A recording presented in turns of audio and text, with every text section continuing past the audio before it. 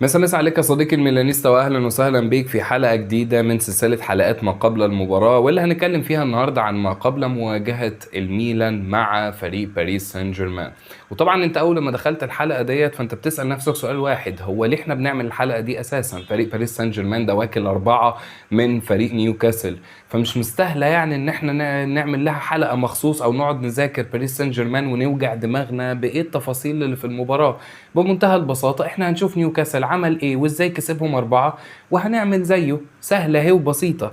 طبعا عايز اقول لك ان وارد جدا يكون في دماغك التفكير ده، ولكن احب اقول لك انك لما تكمل معايا الحلقة دي لحد اخرها هتعرف كويس قوي ان كل اللي انت بتفكر فيه ده مش صح، وانه للاسف في نقط كتير قوي انت لازم تاخد بالك منها، عشان مواجهة الميلان مع باريس سان جيرمان في فرنسا مش هتكون مباراة سهلة على الاطلاق. مباراة هتكون صعبة جدا وهتكون متعبة جدا، وفي تحديات كبيرة قوي هيواجهها بيولي، وخصوصا بعد الخسارة من اليوفي محتاجين ان احنا نتكلم عن بعض النقاط المهمة. فهنتكلم في حلقة النهاردة عن كل ما يخص مباراة الميلان وباريس سان جيرمان، وكل اللي انت محتاج تعرفه عن المباراة دي قبل لما تتفرج عليها.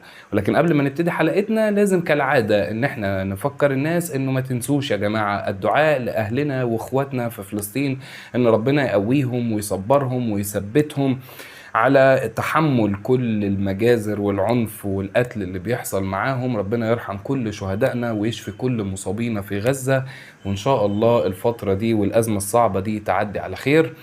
ويلا بينا نبدأ حلقتنا. في البداية خلينا نبتدي نتكلم عن ترتيب باريس سان جيرمان في الدوري الفرنسي دلوقتي عامل ازاي. فباريس سان جيرمان في المركز الثالث دلوقتي بفرق نقطتين عن موناكو اللي موجود في المركز الاول، ده ترتيبه في الدوري. اما ترتيبه في دوري الابطال فهو في المركز الثاني حاليا في المجموعة بعد نيوكاسل اللي متصدر المجموعة ب4 نقط. باريس سان جيرمان في المركز الثاني وعنده 3 نقط، اما الميلان فهو في المركز الثالث عنده 2 فقط. وبما ان المباراة دي هتتلعب في فرنسا وعلى ملعب باريس سان جيرمان، فتعال نشوف كده هو باريس سان جيرمان على ملعبه وبره ملعبه بيبقى شكله عامل ازاي. باريس سان جيرمان لغاية دلوقتي في الدوري لعب 5 مباريات على ملعبه، كسب منهم 3 وتعادل 1 وخسر 1. اما لما تبص على باريس سان جيرمان بره ملعبه لعب 4 مباريات، كسب 2 وتعادل 2. سبحان الله، المباراة الوحيدة اللي خسرها في الدوري الفرنسي حتى الآن باريس سان جيرمان خسرها على ملعبه. وده يوضح لك انه باريس سان جيرمان زي ما قلنا قبل كده فريق ما بيفرقش معاه خالص عامل الارض، جوه ملعبه وبره ملعبه الموضوع ما بيفرقش تماما. وتعال نبص على الارقام الهجوميه بتاعت فريق باريس سان جيرمان، وهنا في رقمين مهمين قوي عايز ان احنا نقف عندهم، والرقمين دول هما المحاولات بتاعت باريس سان جيرمان من جوه المنطقه ومن بره المنطقه. فبص كده على المحاولات بتاعت باريس سان جيرمان من جوه منطقة الجزاء في الدوري الفرنسي في 9 مباريات حاول 102 مرة من جوه منطقة الجزاء محاولات لتسجيل الأهداف. هو صحيح سجل منهم 16 بس، وده يعتبر رقم إلى حد ما ضعيف بالنسبة ل 102 محاولة، ولكن رقم ال 102 محاولة ده ما ينفعش إن أنت تفوته، لا ده رقم هجوميا عالي جدا ومخيف جدا. ولما تيجي تبص على محاولاتهم من خارج منطقة الجزاء فهم محاولين 46 محاولة، صحيح ما سجلوش منها غير 4 بس، ولكن عدد المحاولات في حد ذاته يقلقك. ولما تيجي تبص على آخر رقم خالص وهو التسديدات بمعدل 16 تسديدة في كل مباراة، رقم مخيف جدا يا جماعة. والموضوع للأمانة موقفش عند الأرقام الهجومية بس، لأن لما حبيت أبص كده على الأرقام بتاعة البساط التمرير بتاع فريق باريس سان جيرمان فشفت أرقام مخيفة جدا. هتبص على الاستحواذ هتلاقي نسبة الاستحواذ بتاعتهم 70% و9، يعني تقريبا 71%. لما تبص على دقة التمرير في المباريات أو في كل مباراة 91% دقة تمرير، رقم عالي قوي. دقة التمرير بتاعتهم في نص ملعبهم 94%، دقة التمرير بتاعتهم في نص ملعب الخصم 86.7%، ودقة الكور الطويلة 66%. ارقام عالية قوي ومخيفة قوي. لكن لما تيجي تبص على دقة العرضيات هتلاقي انها الى حد ما 22% رقم مش افضل حاجة. بس عايز اقول لك على حاجة، ان في سلاح خطير جدا بيستخدمه فريق باريس سان جيرمان في العرضيات هنتكلم عليه كمان شوية. بس بشكل عام لازم نقول انه الارقام الهجومية اللي انا عرضتها لك لغاية دلوقتي هي ارقام مخيفة جدا. وبصراحة ده بدأ يفتح عندي بعض التساؤلات، ان عايز اعرف اكتر عن هجوم باريس سان جيرمان. هم بيسجلوا الاهداف دي ازاي وبيصنعوا الفرص دي ازاي؟ فقلت تعالوا ندخل على موقع اندر ستيت ونحاول نشوف تفاصيل اكتر هجوميا عن طريقة لعب باريس سان جيرمان. وقلت اجيب الموضوع من اوله كده وابص على التشكيلة اللي بيلعبوا بيها. انا اللي اعرفه ان هم بيلعبوا 4-3-3، لكن لما بصيت في اندر ستيت لقيت ان هم بيبدلوا في التشكيلات كتير. صحيح 4-3-3 هي اكتر تشكيلة لعبوا بيها دقايق، ولكن لعبوا 3-4-3 برضو عدد دقايق شوية كويسين. 4-2-2-2 والبوكس ميدفيلد ده اللي بالتأكيد لو شفناه امام الميلان هيعمل لنا مشكلة وازعاج كبيرة، لعبوا بيه برضو 3-4-2-1 3-4-1-2 4-2-3-1. كل دي تشكيلات صحيح فيها تشكيلات ما لعبوش بيها وقت كتير او لعبوا بيها اجزاء من المباراة، ولكن باريس سان جيرمان مع لويس انريكي هو فريق متنوع جدا في الشكل داخل الملعب. ودي معلومة مهمة قوي كان لازم تعرفها. قلت بصراحة ابص على السيتويشن او المواقف اللي هم بيسجلوا منها اهداف. هم بيسجلوا اهداف ازاي؟ لقيت ان تقريبا كل اهدافهم بيسجلوها عن طريق الاوبن بلاي او اللعب المفتوح. ودي اكتر حاجة، لانك لما تيجي تبص على الفاولات بشكل مباشر هو كان فاول واحد بس وسجله اشرف حكيمي. لما تيجي تبص على ضربات الجزاء جات لهم 3 ضربات جزاء سجلهم كلهم كيليان امبابي. انما من اللعب المفتوح 16 هدف سجلوه من لعب مفتوح. طيب الركنيات ما سجلوش منها ولا هدف. السيت بيس او الكور الثابته اللي تحولت للعب مفتوح ما سجلوش منها برضو ولا هدف. لكن اللي يفرق معايا هي المحاولات بتاعتهم. من اللعب المفتوح حاولوا 123 محاوله سجلوا منها 16 هدف. 123 محاولة ده يا جماعة رقم بجد مش سهل. طب افضل الفترات الهجومية بتاعتهم داخل المباراة هتلاقي انه تقريبا اخر ربع ساعة في الشوط الاول واول ربع ساعة في الشوط الثاني دول اخطر الفترات الهجوميه لفريق باريس سان جيرمان. في اخر ربع ساعه في الشوط الاول هم محاولين 32 محاوله للتسجيل سجلوا منها 5 اهداف. واول ربع ساعه في الشوط الثاني هم حاولوا 33 محاوله سجلوا منها 4 اهداف. الى جانب انك لما تبص على اخر ربع ساعه في المباراه هتلاقيهم حاولوا 34 محاوله سجلوا منها 4 اهداف. فتقدر تقول ان اخر ربع ساعه في الشوط الاول او ربع ساعه في الشوط الثاني واخر ربع ساعه من الشوط الثاني هي دي اخطر الفترات الهجوميه لفريق باريس سان جيرمان داخل المباراه. بس بصراحه تحس كده ان كل الارقام الهجوميه اللي احنا قلناها لغايه دلوقتي ما ادتناش برضو التفاصيل اللي احنا محتاجينها كلها. انا عايز اعرف طريقه اللعب، الاسلوب، التحركات، كل ده بيتم ازاي. فتعالى بقى اكلمك هجوميا ايه الافكار اللي بيعتمد عليها لويس انريكي. اول حاجه لازم تبقى عامل حسابك عليها وانت داخل تلاعب باريس سان جيرمان مع مدرب اسمه لويس انريكي، انك هتواجه منظومه. صحيح لسه اول موسم للويس انريكي وصحيح هو لسه بيبني المنظومه بتاعته، ولكن بلا ادنى شك في بوادر منظومه مبنيه داخل الفريق. وتعالى نشرحها كده واحده واحده بكل تفاصيلها. المنظومه دي رقم واحد انها مبنيه على الاستحواذ. لازم تبقى عارف انك هتواجه الفريق ده هو فريق بيلعب كوره استحواذ قويه قوي. منظومه الاستحواذ اللي بنيها لويس انريكي مش فقط معتمد على كيليان امبابي، لان بالتاكيد هو الاسم الاكبر والاقوى اللي لازم نبقى عاملين حسابه وهنتكلم عليه، ولكن منظومه لويس انريكي بتعتمد على مشاركه كل اللعيبه. وعشان كده عايز اقول لك ان رغم ان الناس كلها انظارها متجهه ناحيه كيليان امبابي وان هو ده الاخطر، لكن في لاعب تاني لسه هقول لك عليه كمان شويه لا يقل خطوره عن كيليان امبابي ومحدش واخد باله منه. ولكن فريق لويس انريكي كله بيتحرك بدون كوره، مفيش لعب ثابت. اللعيبه بتنقل الكوره بشكل سريع وبيلعبوا برتم سريع، بيلعبوا من لمسه واحده باس اند موف. كل لاعب بيباصي الكوره بيفتح تاني زاويه تمرير لزميله. في تحركات بدون كوره مزعجه جدا، الى جانب انه في بعض الاحيان التحركات ديت بتخدم كيليان امبابي بشكل كويس، واللي بالتاكيد بينطلق في ظهر دفاعات الخصم كتير. ولعيبه نص الملعب بقى دورها مهم قوي هجوميا، لان لعيبه نص الملعب عند فريق باريس سان جيرمان بيمولوا كيليان امبابي بسروهات في العمق ممتازه، بيوزعوا لعب على الاطراف بشكل ممتاز، الى جانب ان هم بيسددوا من بعيد.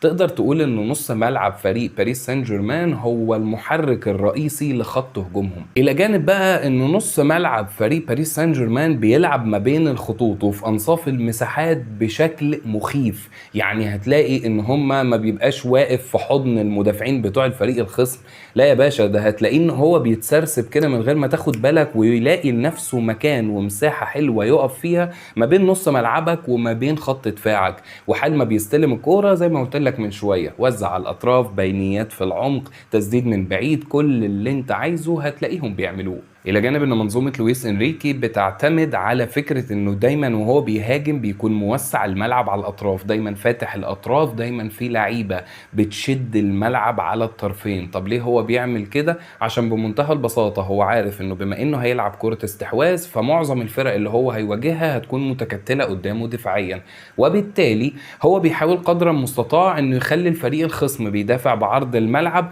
ومجرد ما يبقى هو فاتح الملعب على الطرفين بشكل كويس هتضطر انت انك تفتح على الاطراف علشان تحاول تقفل عليه، وده هيوجد مساحات في النص بشكل ممتاز. وهنا بيجي دور لعيبه نص الملعب اللي بتبتدي تتحرك في انصاف المساحات اللي بتتوجد من فتح الملعب، وهنا بقى بيبتدي ان هو يشكل منها خطوره كبيره قوي. في لاعب بقى لويس انريكي بيستخدمه استخدام غير طبيعي، اللاعب ده هو اشرف حكيمي. اشرف حكيمي هو المفروض باك يمين، لكن عايز اقول لك انك لما تتفرج على باريس سان جيرمان وهو بيلعب انت عمرك ما تتخيل ان اشرف حكيمي بيلعب باك يمين. اشرف حكيمي اقرب لانه يكون صانع لعب، مهاجم تاني. اشرف حكيمي سجل عدد اهداف كبير جدا الموسم ده. اشرف حكيمي خطير جدا هجوميا وبيتواجد في مناطق مش بتاعت باك يمين على الاطلاق، وده اللاعب اللي انا بقول لك ان هو بيستخدمه لويس انريكي لصناعه خطوره كبيره جدا غير كيليان امبابي. في حاله ان انت طلعت هجمه على فريق باريس سان جيرمان او مسكت عليهم كوره او جات لك فاول على الاطراف او ركنيه او ما شابه،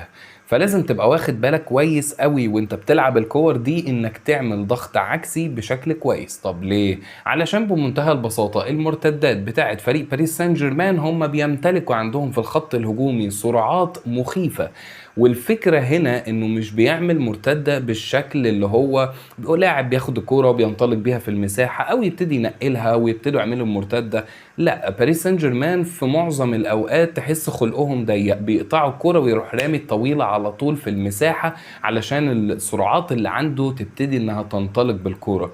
فلازم يكون عندك ضغط عكسي كويس جدا وقوي جدا، عشان بمجرد ما تتاخد منك الكورة لازم تضغط عليه على طول من قدام في مكان ما اتقطعت منك الكورة عشان تمنعه من انه يلعب الكورة الطويلة.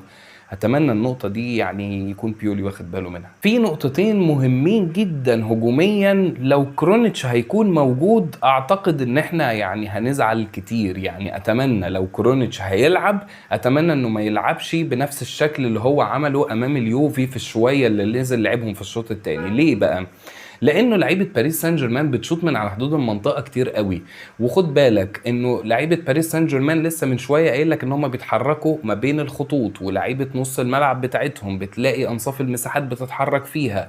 لو انت بقى عندك المنطقه اللي على حدود منطقتنا او المساحه اللي على حدود منطقتنا دي مش متامنه زي في كل مره بيلعب فيها كرونيتش، تبقى المنطقه دي مخترقه، فاحب اقول لك ان باريس سان جيرمان هياكل علينا عيش للصبح.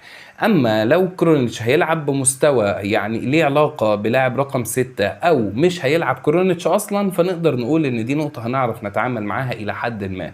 طب هل دي المشكلة الوحيدة اللي ممكن تواجهنا في حال وجود كرونيتش؟ لا، لانه باريس سان جيرمان بيلعب عرضيات، صحيح من شويه قلت لك ان دقتها 22% بس، ولكن ده لان باريس سان جيرمان لما بيلعب العرضيه المباشره في الغالب بيخسروها. لكن امتى دقه العرضيه بتبقى ممتازه؟ لما بيلعبوا العرضيات العكسيه. وخد بالك انه باريس سان جيرمان بيلعب اللعبه دي كتير قوي، انه هو يجري على الاطراف، لعيبه الخط الهجومي تسحب الدفاع لغايه جوه ال6 ياردة، العرضيه العكسيه تتلعب على حدود المنطقه ويخش لاعب يسدد الكوره وهدف، وسجلوا منها كمية أهداف غير طبيعية الموسم ده بنفس اللعبة هي. طبعا لو احنا عندنا كرونيتش بنفس المستوى اللي احنا بنشوفه منه من بداية الموسم، انه في الكور دي بيدخل في قلب قلوب الدفاع وبيسقط معاهم وبيخش لل6 ياردة، انا مش عارف ليه، لو ده هيحصل فحب اقول لك ان المنطقه دي هتبقى مخترقه جدا وهنزعل منها كتير. اما لو هيتعامل كلاعب رقم 6 فاهم كويس قوي انه لازم يكون متاخر بخطوتين عن خط الدفاع فيامن المنطقه اللي على حدود منطقتنا، فلو اتلعبت العرضيه العكسيه هو هيعرف يتعامل معاها. الى جانب كل اللي انا بقوله لك ده لازم تبقى عارف ان لويس انريكي هو مدرب مخضرم. الراجل اللي شبه جورج وسوف ده مش مدرب سهل، ده مدرب ذكي وشاطر وفاهم هو بيعمل ايه. طول المباراة ما هي شغالة، حتى لو انت كنت محضر لبعض الافكار بتاعتهم وعرفت تقفلها عليه، لازم تبقى عارف كويس قوي ان هو مش هيقف يتفرج عليك وانت عمال تقفل له كل نقط القوة بتاعته. لا، هو هتلاقيه في وسط المباراة عمال يوجه اللعيبة بتاعته عشان يبتدي يطلع لك افكار جديدة اثناء ما المباراة شغالة. فلازم المدرب اللي يكون واقف الناحية التانية، ولازم بيولي يكون فاهم ومصحصح وداري وواعي للكلام ده عشان يعرف ان هو يتعامل اثناء سير المباراه. انا عارف ان بطلب حاجه يمكن بعيده شويه عن ستيفانو بيولي، وستيفانو بيولي مش دي مدرسته خالص في التدريب ان هو يغير اي حاجه اثناء المباراه، ولكن معلش يعني قدام باريس سان جيرمان نتمنى انه ياخد باله من الحته دي. طبعا بعد كل اللي انا قلته لك ده انت نفسك تسدد دلوقتي وما بقتش عايز انك تكمل الحلقه، وبتسال نفسك سؤال واحد: الله، امال نيوكاسل كسبوهم ازاي يا معلم؟ يعني لما هم فريق قوي جدا ومرعب جدا هجوميا بالشكل ده، ايه يا معلم ما عندهمش نقط ضعف؟ عيب عليك يا باشا، هو انا عمري هجيب لك فريق واقول لك انه كله مميزات؟ مفيش فريق في الدنيا ملوش عيوب، ومفيش فريق في الدنيا ملوش نقط ضعف، وانا دوري اني اعرفك ايه هي نقاط الضعف بتاعت فريق باريس سان جيرمان اللي انت محتاج تلعب عليها. ولكن عشان نوصل لنقاط الضعف بتاعت فريق باريس سان جيرمان محتاجين نبص شويه على الارقام الدفاعيه بتاعتهم. فلما تيجي تبص على الارقام الدفاعيه هتلاقي ان التاكلز بتاعتهم في المباراه تقريبا 17 تاكل في كل مباراه، الانترسبشنز بتاعتهم 8 مرات في المباراه الواحده. لما تيجي تبص على التشتيت 10 مرات، بيشتتوا 10 مرات، وده رقم يعتبر الى حد ما كويس لان هم بيميلوا ان هم يعملوا المرتده مش يطفشوا الكره وخلاص. ولما تيجي تبص على البول ريكفري بتاعهم 64 مره بيسترجعوا الكره، رقم في المتوسط، مش افضل حاجه ومش اسوأ حاجه. 64 ده من بدايه الدوري مش في المباراه الواحده. لكن عايزك تبص على اخر رقم كده، وهو الاخطاء اللي ادت الى تسديدات، يعني اخطاء دفاعيه ادت لان الخصم يسدد عليهم تسديده. هتلاقي ان رقمها 4 مرات. طيب هل معنى كده انه ده رقم قليل وضعيف؟ احب اقول لك لا خالص، بالعكس ده يعتبر رقم كويس. انت بقى دورك انك تستغل الكلام ده. طب هل معنى كده ان لعيبه باريس سان جيرمان في الثنائيات متفوقين؟ يعني تعال نبص ونشوف بالارقام.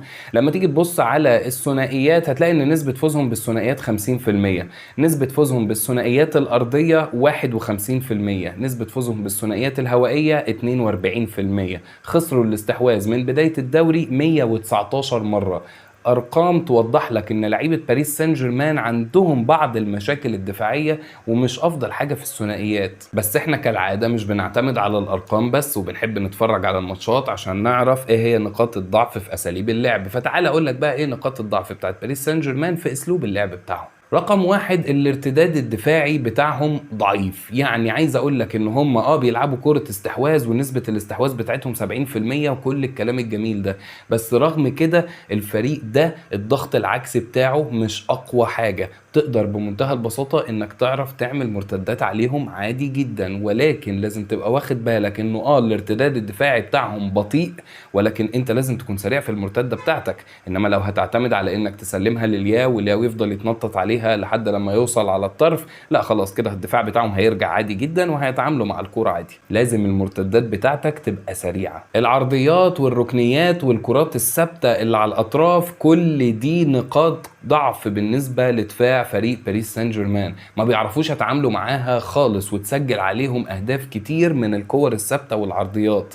مهم انك تشتغل على الموضوع ده. انا عارف انها مش نقطة قوة عند الميلان اساسا، بس اتمنى ان احنا نشتغل عليها. التمركز الدفاعي بتاعهم كارثي يا جماعة بجد، ده من اسوأ التمركزات الدفاعية اللي انت ممكن تتفرج عليها. يعني في حالة انه الخصم طالع عليهم هجمة من لعب مفتوح، هما تحس ان الدفاع بتاعهم بيجري كله ورا الكورة، يعني بيشوفوا الكورة فين وبيجروا عليها. لو عندنا انتشار جيد وعندنا بعض من الوعي والذكاء في قراية تحركات الدفاع بتاعهم، اعتقد ان احنا ممكن نعمل شغل كبير قوي هجومي. عندهم كمية مساحات في ظهر الباكات بتاعتهم مش طبيعية. يعني فريق باريس سان جيرمان تحس ان الاثنين الباكات اللي عندهم دايما بيتواجد في ظهرهم مساحات انت بس محتاج انك تعرف تستغلها صح، محتاج انك تخرج الباكات من اماكنهم اكتر واكتر. هم كده كده هيضغطوا عليك ضغط عالي، بس لازم بما انك المفروض هتلعب 4-3-3 فلازم الاتنين التمانيات اللي عندك ان هم يبتدوا يفتحوا شوية عشان يبتدوا يطلعوا الباكات من اماكنهم في حالة الضغط. وبكده الاجنحة بتاعتك لازم تبتدي تتمركز في ظهرهم، لان هيبقى فيه مساحات كتيرة قوي. اذا عرفت انك تنقل لهم الكورة فانت ممكن بنقلة واحدة طويلة توصل لمنطقة خطر تبتدي ان انت تشكل منها خطورة وتصنع منها فرص. بس ده محتاج ان يكون عندك لعيبة في الخط الخلفي بتعرف تنقل الكرة الطويلة، ويا حبذا لو ياسين عدل هيبقى موجود في المباراة دي، محتاج انك تكلفه بالدور ده. اما لو كورونيتش اللي هيلعب فاعتبر ان انا ما قلتش اي حاجة. ومن ضمن نقاط الضعف اللي عندهم واللي انت كميلا المفروض انك عارفها كويس قوي، وهي نقاط الضعف اللي موجودة عند دوناروما. المفترض انه الميلان فاهم دوناروما كويس وعارفين دوناروما كويس. دوناروما زي ما هو على حطة ايدك يا معلم، زي ما كان في الميلان زي ما هو في باريس سان جيرمان، ما تحسنش ولا تغير في اي حاجة. نفس نقاط القوة هي ونفس نقاط الضعف هي.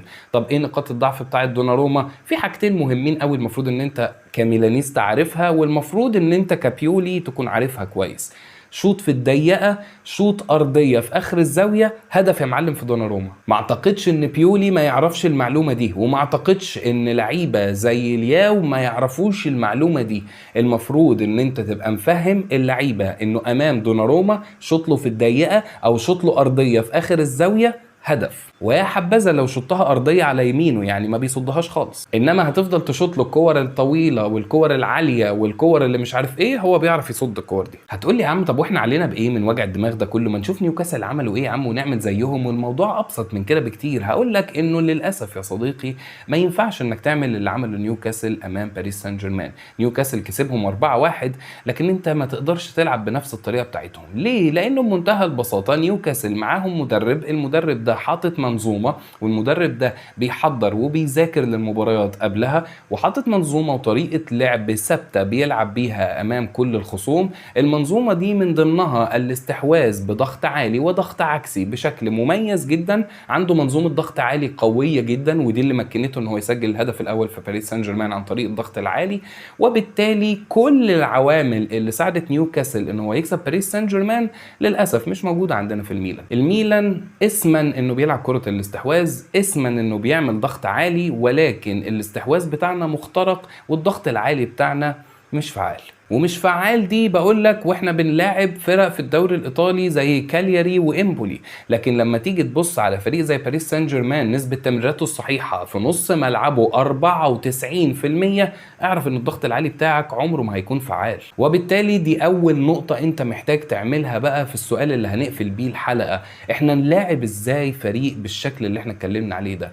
رقم واحد يا معلم، ما تضغطش عليهم ضغط عالي، لانه صدقني هتخسر كتير قوي. رقم اتنين، لازم تتحكم في الريتم اثناء المباراه. فريق باريس سان جيرمان بيسرع الريتم بشكل غير طبيعي. انت لازم يكون عندك لعيبه بتعرف تقف على الكوره، بتعرف تهدي الريتم، وتعرف ان هي تبتدي كل ما باريس سان جيرمان يسرع الريتم ويعلي الريتم اكتر واكتر انت تهبطهم اكتر واكتر. رقم 3، انت محتاج ان يكون عندك الفريق كامل بيدافع والفريق كامل بيهاجم. بمعنى ايه؟